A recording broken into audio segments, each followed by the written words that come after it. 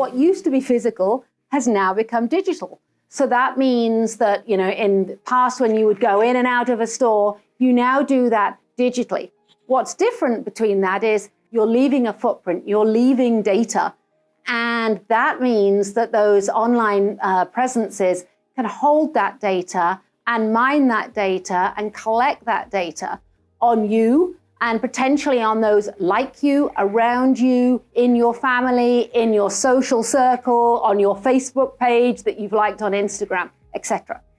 The good side of that is that means when you next come back to that store, they recognize that you've been there before. They know it's you, they know what you've bought, they know what you've looked at, which means that they can serve up more relevant, more personal, more contextual information to you. They can show you products that work with the ones that you've bought before, or things that look like the items that you may have spent time looking at before. The downside of that is that, if that data isn't housed, isn't mined, isn't shared properly, all sorts of negative items can come out of that.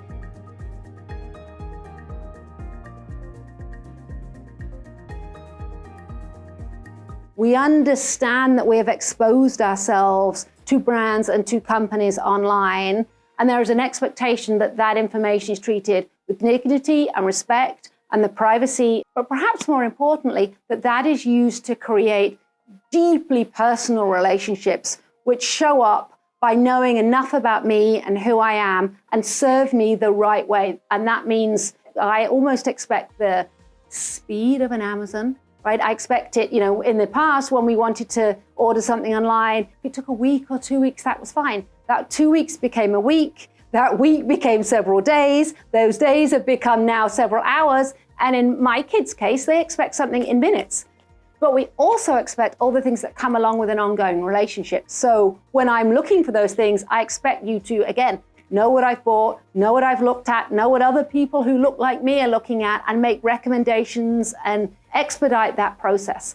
The desire for a frictionless experience is paramount now. There is no desire to want to have more than 2 or 3 clicks to get something done.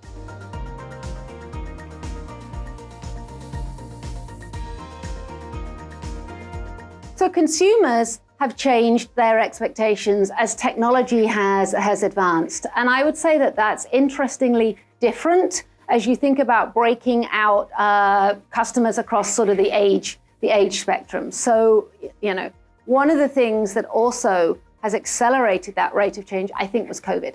So we saw 5 years of technical adoption happen in about 5 months. And the fastest rate of change, interestingly, was actually amongst the older demographic who became really increasingly confident with buying their groceries online, where we'd seen very little penetration because they had to. They were the most impacted group in terms of fears of COVID at the beginning, and they were required to do it. And so we saw this drastic adoption of the technology of having groceries picked and delivered.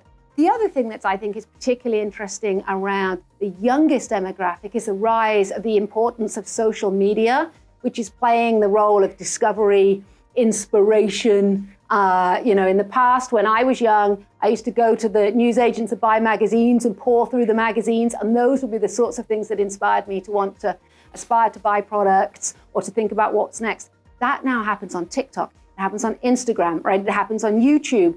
And we've seen this rise of social media influencers and personalities. And that's a really interesting new phenomenon that we need to think about as it relates to how we get information out there, how we think about the safety and security associated with that, how we think about the people that are shaping the minds of our kids. And as customer experience creators, we've got to start to think about what we do with that and how we harness that in a positive way.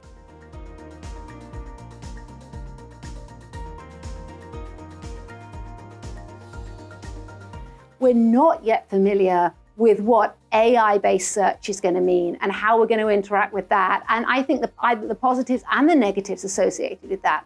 If you've done any sort of, in the past we used to Google ourselves to see what would come up. If you've done any kind of, advanced AI search on yourself, you'll probably see that, 60 or 70% of the information is right. 30% of it is, totally off base. What is that going to mean about the way that we build personas? What is that going to mean about the way that companies and brands are going to show up? We don't know that yet. It's too early to tell, but that's going to be the next frontier where we start to understand how do we harness that in terms of the positive way that we're able to interact with technology as consumers. When you think about the application of AI and associated technologies, one of the places that perhaps is the most potent and the most interesting is in the health and wellness space. So, clearly with the right permissions, given that this is health data, the ability for companies to be able to understand medical conditions, the medications that people are taking, and help use that to engage in making different sorts of choices about the food that you may be ingesting, right? The products that you may be buying, and help customers understand how to make those changes is really life-changing. There are many companies out there who are able to actually predict things like the onset of diabetes, skin conditions happening simply by watching buying patterns and being able to understand, what's going on.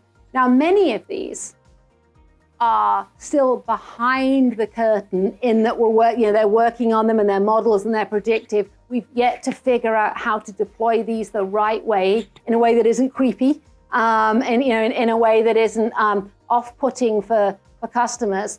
But our ability to start to move into that space, our ability to start to help people make good medium and long-term choices or informed choices, to think about things like budgeting and house management and health and wellness and how to pull all of that together is really changing. And we're right on the precipice of being able to create really interesting, meaningful, and potentially impactful products for society as a whole as we think about the application of those technologies.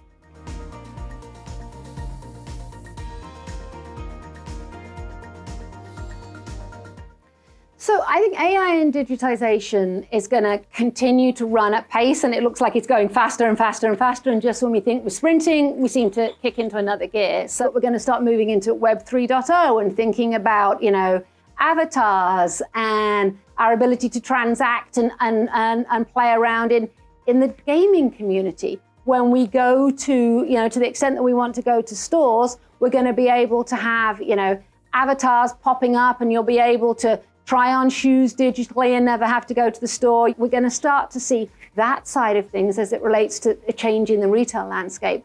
But I think more importantly, we're going to end up in a world where things come to us versus us going to them, because companies, brands will know so much about us that they'll be able to be very proactive in terms of pushing product and experiences to us. So I would expect that that's going to be coming at us through the television, through our computers, through our phones, in the street, wherever we are. There's going to be much more of that, coming towards us versus us going towards them. And that's going to be a really interesting transition to watch.